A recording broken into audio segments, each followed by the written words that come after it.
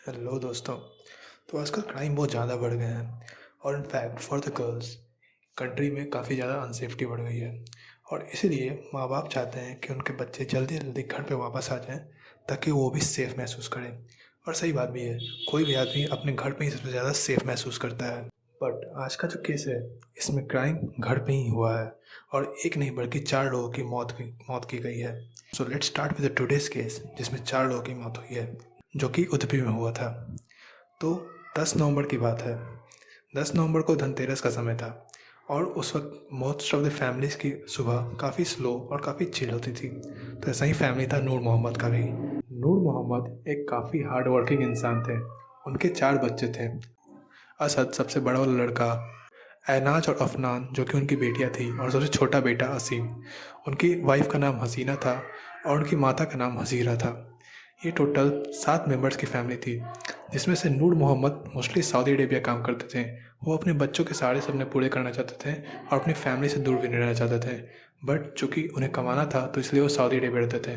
वो मोस्टली वहाँ पे काम ही करते थे और छुट्टियों में बहुत कम आते थे। अपने फादर की तरह ही उनका बड़ा बेटा असद, वो भी काफ़ी मेहनती था और बेंगलोर में इंडियन एयरलाइन में ग्राउंड स्टाफ की तरह काम करता था और अपने फादर की फैमिली में फाइनेंशियल सपोर्ट करता था।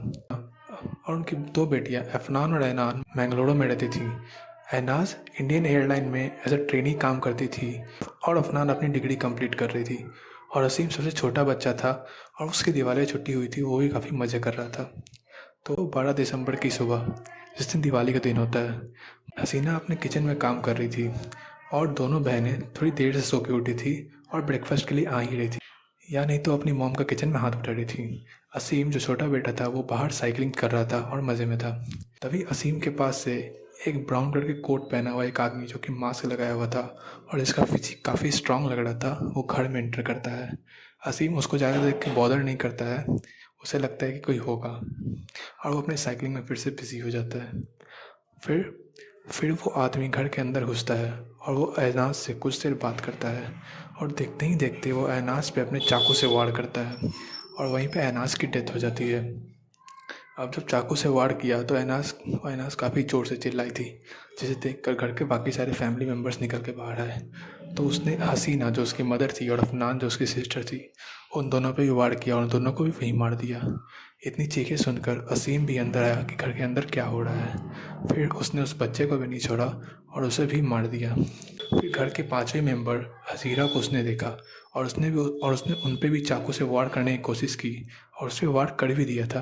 बट जैसे तैसे कर कर वो वहाँ से जान बचा के भागी और बाथरूम में खुद को लॉक कर लिया। और उसे लगा कि ये बूढ़ी औरत है, अगर ब्लीडिंग होगा तो मर ही जाएगी, और वहाँ से उसे छोड़ के चला गया। जब वो घर से बाहर निकल रहा था तो उसे लेडी ने देख लिया था। पर लेडी को पर जब उसने लेडी को देखा तो उसे वार्न किया कि अगर उसने किसी को भी बताया तो वो उसे ही मार देगा। और ऑफ कोर्स जब भी कोई इतना बड़ा हादसा होता है तो कोई भी शॉक में आ जाता है, तो उस वक्त कुछ ज़्यादा एक्शन कर नहीं पाई। पर बाद में उसी लेडी ने ही एफआईआर की और पुलिस को बुलाया था घर पर। जब पुलिस आई तो उसे 4 लोगों की लाश दिखी थी और उसकी ग्रैंड मदर अंदर बाथरूम से चिल्ला रही थी। तो तो पुलिस के बहुत ज़्यादा बोलने पर फाइनली उसकी ग्रैंड मदर ने गेट खोला और वो डर रही थी कि वो असली में पुलिस है भी या नहीं, या कोई किलर है। फिर उसके बाद उसने सारी इंसिडेंट पुलिस को बताई। पुलिस ने फिर फैमिली का बैकग्राउंड चेक किया और फैमिली के बैकग्राउंड से कुछ भी क्लू नहीं मिल रहा था। फिर फाइनली उसे ऐनाज का फ़ोन मिला। उसने ऐनाज के फ़ोन रिकॉर्ड्स चेक किए, बाकी सब तो ठीक था। बट कुछ दिनों से एक व्यक्ति जिसका प्रवीण कुमार नाम था, वो ऐनाज पर स्टॉक कर रहा था। वो एक्चुअली उस इंडियन एयरलाइंस में ही काम कर रहा था और मुश्किल से 8 से 10 बार उन्होंने सेम एयरलाइंस में फ़्लाइट की होगी। और वो एनाज की काफ़ी मदद करता था, उसे हर काम में मदद भी करता था। और धीरे धीरे कर कर ये क्लोजनेस फ्रेंडशिप में बदल गई और फ्रेंडशिप प्रवीण की पॉजिटिवनेस में बदल गई। प्रवीण अब ऐसा नहीं था कि वो यंग बैचलर था, वो 39 ईयर ओल्ड था, उसकी शादी भी हो चुकी थी और उसके 2 बच्चे भी थे और वो फाइनेंशियली भी काफ़ी अच्छा कर रहा था। उसके पास काफ़ी सारे घर भी थे और इनफैक्ट उसने गाड़ी भी खरीद ली। फिर भी जो उसकी बीमारी थी पॉजिटिवनेस और शक करने की, वो काफ़ी ज़्यादा बढ़ी हुई थी। इनफैक्ट वो अपनी वाइफ पे भी शक करता था और उसे कहीं बाहर आने जाने पे नहीं दिया करता था।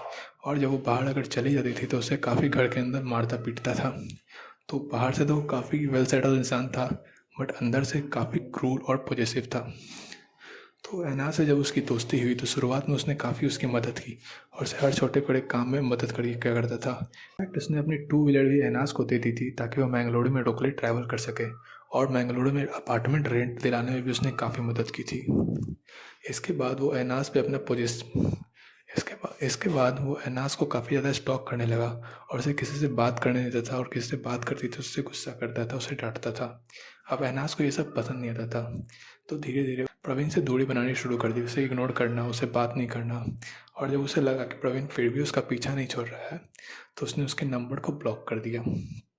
अब ऐनाज को ये नहीं पता था कि उसके नंबर को ब्लॉक करने से प्रवीण इतना ज़्यादा पागल हो जाएगा, उसका मर्डर ही कर देगा। अब 12 दिसंबर को प्रवीण अपने घर से निकला था उसका मर्डर को पूरी तरीके से प्लान करके। उसने अपने किचन से एक चाकू लिया था और प्रॉपर दो कपड़ों के सेट लिए थे ताकि मर्डर करने के बाद अपने कपड़ों को चेंज कर सके। उसने ऐनाज के घर का लोकेशन उसके स्नैप से निकाला था। अब स्नैप में एक छोटा सा फीचर होता है जिससे आप किसी की फ़ोटो का लोकेशन निकाल सकते हो। तो ऐसे लोकेशन देख के वो ऐनाज के घर पे पहुंच गया, बट वो अपनी 4 व्हीलर में नहीं आया था। उसने अपने 4 व्हीलर को टोल से पहले ही पार्क कर दिया था। उसके बाद एक बाइक वाले से लिफ्ट लेके ऑटो स्टैंड तक आया और स्टैंड से फिर एक ऑटो लेकर ऐनाज के घर पर पहुंचा। पुलिस को पहले लीड भी एक ऑटो वाले ने दी थी कि उसने कोट पहने आदमी को ऐनाज के घर के पास छोड़ा था। फिर पुलिस के कैमरा फुटेज निकाल कर फाइनली उस आदमी को देखा और उसे सबूत मिल गया कि हाँ, कत्ल इसीलिए किया है।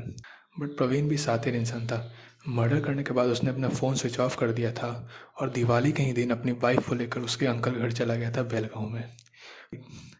फिर पुलिस को जब पता चल गया था कि मर्डर प्रवीण ने किया है तब वो उसके फ़ोन के बस ऑन होने का इंतज़ार कर रही थी। फिर 3 दिन बाद 15 तारीख को जैसे ही प्रवीण ने अपना फ़ोन ऑन किया पुलिस ने उसे ट्रेस कर लिया और उसे पकड़ लिया। फिर बाद में पुलिस के डर से प्रवीण ने खुद अपना गुनाह कबूल कर लिया। इसके बाद प्रवीण अभी पुलिस कस्टडी में है और उसे मोस्ट प्रोबेबली लाइफ इम्प्रिजनमेंट ही मिलेगा क्योंकि उसने 4 लोगों का मर्डर किया है। पर देखने की बात यह है कि प्रवीण इंडियन एयरलाइंस में आने से पहले महाराष्ट्र पुलिस में था और इंडियन एयरलाइंस ने उसे अपॉइंट करने के लिए उसका बैकग्राउंड भी चेक नहीं किया। और जब ऐनाज का मर्डर हुआ तो इसमें भी कोई भी कॉन्डोलेंसेस इंडियन एयरलाइंस की तरफ से नहीं आया। तो आज का केस यहीं पे ख़त्म होता है। कैसा लगा आपको बताइए कमेंट सेक्शन में। तब तक के लिए बाय।